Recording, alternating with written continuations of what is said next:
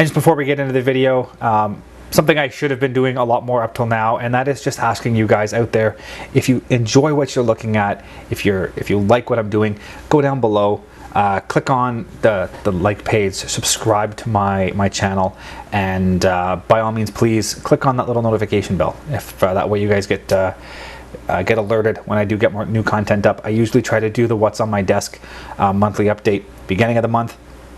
And I usually try to get a video or a series of videos released by the 15th, the middle of the month. So whether that's going to be a tips and tricks video or an aviation history video or my time-lapse videos of the previous model builds that I've got done, or an air show video, or some of my new product review videos I'll be doing. So I want to try to get something posted by the middle of the month. So please, if you're enjoying this, subscribe, like, and click that notification bell. Let's move on to the video. So here we are back for another one of my kit reviews. This particular one is another one that I'm about to start building soon, so I wanted to get the review knocked out of the way before I started construction. And this is going to be a bit of an older one, long before my time. Probably a kit, it's going to be relatively harder to find today, but worth going through. And just as a heads up when you see it, it is an older kit. It's a commission build I'm doing, and it was actually the client purchased it himself online and had it shipped to him and then given to me. And the original box was missing. Everything was shipped in a Canada Post box. The box top was included, so I have the box top here. So today we'll be talking about the MPC 1/72 scale C-130 Hercules. So this particular boxing, I believe it is an E model that comes in the box. I don't have the exact date for this particular kit. I believe it's 1976 that this, sorry, I don't have the date for the molds.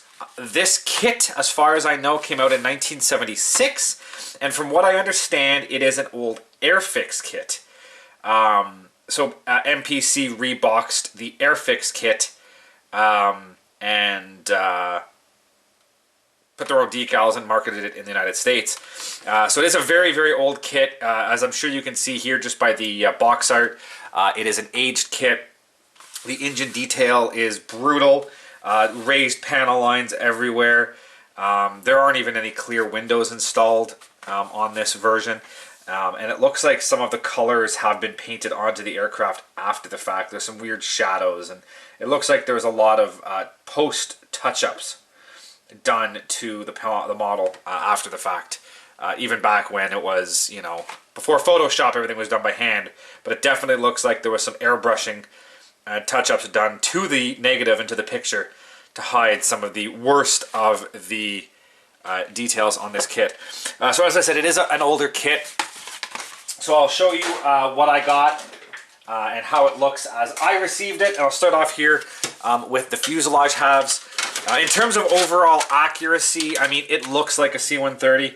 There's quite a bit of warpage. You can see just in the fuselage, if I touch the top of the tails, how much warpage there is in that fuselage. So it's going to take a little bit of effort to get everything lined up and glued together. I also noticed the plastic has that really smooth, it's like brittle almost. So I'm not entirely sure how well it will take to glue. I'll have to wait until I start putting it together to see. Yeah, there's definitely some accuracy issues with this. I'm also, this particular model, I'm missing a whole section of tail here. You can see where this whole rear section is missing, and as far as I can tell, you can even take underneath here, you can see how it's completely missing. As far as I can tell, it looks like a short shot. It doesn't look like it was broken. It looks like the plastic never made it all the way through the mold and filled that area in, which is probably why it was never built and why the client I'm building it for got it for a very, very good price. Basically just because that whole part was missing, and every time it kept moving from person to person to person, nobody ever attempted to build it because of that. So I'm going to try to fill all this in with some sheet styrene and rebuild this tail section at least nice enough that it will look passable. We'll see how it goes. It is what it is. I'll try my best. But yeah, so it really isn't the best of kits. Um, you know, look at the sprues are just these massive tree-looking pieces. Yeah, I mean, it is what it is. It's an age. It's a kit from a different age is the best way to look at it. So you're gonna have the same issues you have with the older kits. I mean, just as an example, when you glue the wings together, again, tons of warpage. Like, I mean, look at that wingtip, and then the nacelles are just, you know, brutal looking details. So there's gonna be a lot of sanding, a lot of puttying to clean that up. I think even like the nacelles, they're way too skinny, I feel. The intakes are just open holes. So there's gonna be a lot of work just to kind of bring this up to something that's passable. Luckily, the client isn't the pickiest, so I can get away with, you know, the making it look passable, but it doesn't have to be, you know, an absolute perfect model. So there are going to be issues with it. Props. So here's the interior, by the way, of the model, and again, it's just a. I mean, mine, that's the forward bulkhead. Props, I mean, I don't even know if they're the right shape. I'd have to do a bit of measuring to see if they line up. There's a lot of flash on them, so, you know, take a bit of time to get them looking proper. Here we've got the elevators and the other horizontal stab, part of the wing drop tanks. Some of the panels here for the different windows in the fuselage. I believe that's part of the rear ramp. Landing gear, the main gear, very basic details. It's actually broken and missing a part. Luckily, the client was okay with having it in the on a stand, kind of in a takeoff roll on a format, so the plane climbing out, gear partially retracted, so I could hide some of those missing parts. Rudder, antennas, the control yokes, these are the spin back of the prop spinners. All the other spinners are hopefully in there. The exhaust stacks that go behind the engine, the rear doors, wheels, parts of the landing gear, some of the gear doors there. And then a lot of pieces have fallen off the sprues. But moving on, we've got some of the interior bulkheads, some more of the doors, the rest of the main wheel, some of the crew, another drop tank half. And then here we've got some characters that you can go out with it. And there's also all the clear windows. A lot of the stuff have come off of the sprues, so it'll be a bit of effort to kind of pop everything back into place. And then you got a bunch of other random bits and bobs in here. Like I said, the rest of the prop spinners, some more characters, the seats, wheel wells, the interior bulkheads, other bits and pieces of the ramp. There's the cockpit floor with the stairs. So you can see there's like barely any detail in there. So it is going to be a less detailed model. So I mean, it's one of those kits, if you can find the kit today on the market, it's probably going to be more for nostalgia than anything else, or in this case where, you know, somebody wants a specific model but isn't necessarily looking for, you know, a hyper realistic quality. They just want something that looks like a C-130 on a shelf. Then you know, this might be something you look at. I mean, again, outside of a collector for the nostalgia in terms of having a perfect box and perfect bag, this kit really is not worth a lot of money. It's an inexpensive kit. It's a kit that's going to take a lot of work on a good day to make it look right. If you're looking for something realistic, you know, buyer beware, because you're not going to get very much realistic out of it to begin with. So then in terms of instructions, we will go through what they provide for instructions, which really are a basic set of instructions. I mean, you can even see from, you know, it's a pretty basic set of instructions. Just to give you an example, it's a division of the General Mills Fund Group. I mean, General Mills is a cereal company, so it shows you kind of where things stood at the time. And as I said, it was 1976 that this kit was provided. I'll double check again. If I didn't put the date up before, I'll put it up. Even if I did, I'll do it again. The date that Airfix initially released these molds I'll put that date up here on the screen. So here we go. We start assembling the cockpit. Step 1 is painting of the pilots and stuff, which I'm not going to use. Step 2 was assembly of the cockpit.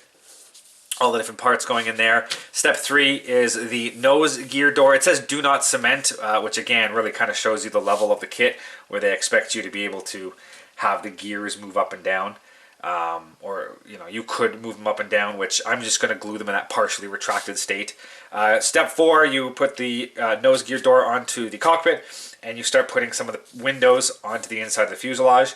And just to be aware, they're not giving you any paint callouts whatsoever for this kit. They're showing you in order: 1, glue the pilot; 2, glue the seat; 3, glue the pilot. Right? They're showing you the order on what to glue on when, but there are 0 paint callouts for any of these parts. So a lot of that research is left up to you if you choose to. Step 5 is the assembly of the fuselage. There's a lot going on here. You need to glue on the rudder. You need to glue on the cargo doors. You need to glue in the floor. The cockpit gets glued to the floor. The wheel wells have to be glued in. You have to remember to glue the other wheel well in at the same time. And then over here you assemble the props. And here you get to choose whether you want the upper window or the filled in spot without the window. The little emergency exit gets one or the other. So you got to glue that in place. It also says cement fuselage halves together, trapping the cockpit, floorboard, cargo doors, and rudders. Note, the cargo doors and rudder should move freely. So basically, the rudder and those cargo doors are supposed to be able to be moved. This is more of a toy than a model. So you need to make sure, depending on how you want to build it, you follow the proper steps. I'm going to glue everything closed. Rudder will be glued solid when I build it. And make it more of a display model than a toy. So moving on to the back side. Step number 6, assembly of the main wheels. Step number 7, you gluing the horizontal stabs, including the hinges that hold the elevators in place. Step number 8 is a ton of under details. So this is where it's telling you how to glue the wheel. The wheel's landing gear goes in, the doors go open. You do get the choice of opened or closed doors. The nose gear doors, it's saying to remember to glue your wheels up or down. The holes are set up in the different places depending on how you want here. You've also got the simple, basic hinges to hold the door open and everything else, and then all these other doors get added. The steps if you choose to do that. A lot of little things all going on in here. There's not a lot of detail. A lot going on, and the very, very soft plastic detailing. So it's going to be an interesting model when it's finished. Step 9, for some reason, step 9, you go here, then here, here, then here, then here. Not sure why. They're set up like this, but step 1, you're supposed to assemble the wings, halves together, props installed, exhausts, ailerons, and drop tanks, and then you're supposed to do it again for the other wing, glue the wings on.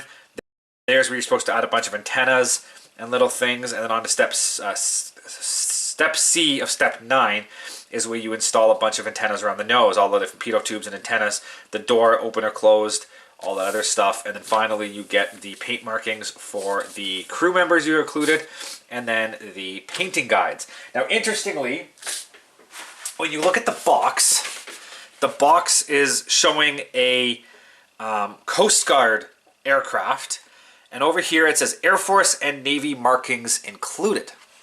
Now, the instructions show you the painting guides for the Coast Guard version, but no marking or painting guides for the U.S. Air Force or U.S. Navy version.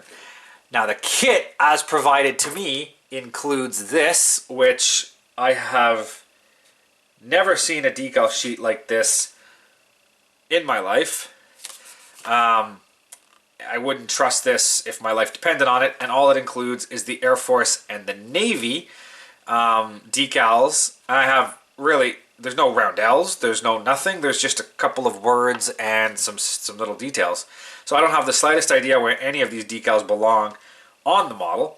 And it's basically printed as a single sheet, so you have to cut out as close to it as possible.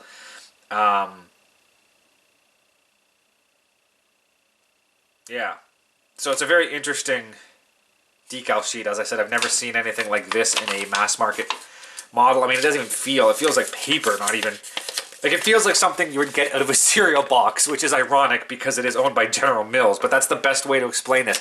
This feels like a cheap cereal box tattoo paper, not decals for a model. But, I mean, it was a different era, and these really were more toys for kids than they were anything else. But yeah, so as I said, instructions show you the markings for the Coast Guard. It doesn't come with Coast Guard decals. This, at least when as I received it, it doesn't include the Coast Guard decals.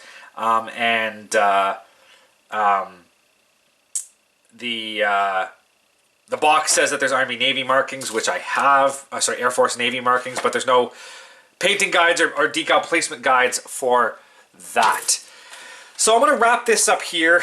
Basically, if you're looking for a model that is going to be easy to build and look like a Herc, do not buy this model. If you're looking for a model to build for somebody else to put on display and they're okay with a little bit of inaccuracies, or you're looking for a model that's probably inexpensive to pick up and as a, something to throw together on the weekend, or again, something for a child, if you know no matter what they do, that model is going to be ruined and look like a giant lump of plastic, then this might be something to start with because it already looks like a giant lump of plastic. I don't want to knock on them because it was a different era and it was not really designed to be, a scale model that really looks like something. It was always supposed to be more of a children's toy. So it is what it is. You get what you get. So that is the MPC 172nd scale C-130. I'm assuming E model. Thank you for watching. Thank you for watching, guys, and as always, if you are interested in any of the content you see, you can access my website at www.seans-aviation.com. You can see all the latest pictures of aircraft and museums and the build logs of all of my current models and past models on that site. And if you're interested in any of this content, please click the subscribe button here on YouTube to follow more. Thank you very much, and see you guys next time.